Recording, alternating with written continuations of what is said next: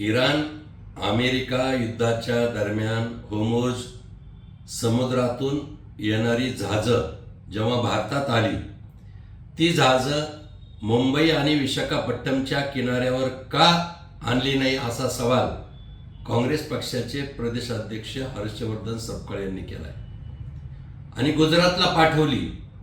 मला वाटतं काँग्रेस पक्षाच्या नेत्याला केवळ राजकीय आरोप करणं, लोकांची दिशाभूल करणं आणि जनतेमध्ये सत्ताधाऱ्याच्या विरोधात नकारात्मकता पसरविणं एवढाच धंदा आहे. मी तर असं म्हणेल की हर्षवर्धन सपकाळ अभ्यास करून कधी बोलतच नाही. उडाण टप्पूचं नेतृत्व आहे, बालिशपणा आहे, लहान लेकरासारखे प्रश्न आणि सवाल ते सत्ताधाऱ्यांना करतात.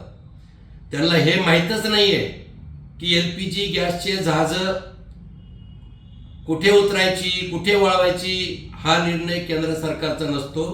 संबंधित तेल कंपन्या, लॉजिस्टिक, त्या बंदराची क्षमता आणि तांत्रिक बाबीवर निर्णय होत असतात. मुंबई, विशाखापट्टणम, गुजरात त्यापेक्षा गुजरात का निवडलं त्याचं कारण व्यावसायिक असू शकतं, त्या बंदराची क्षमता असू शकते किंवा स्टोरेज क्षमता असू शकते.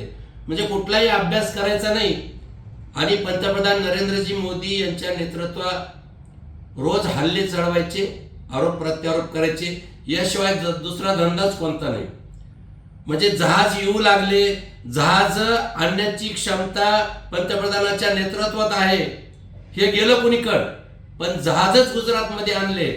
मला वाटतं अतिशय बालिशपणा आहे हे नक्की.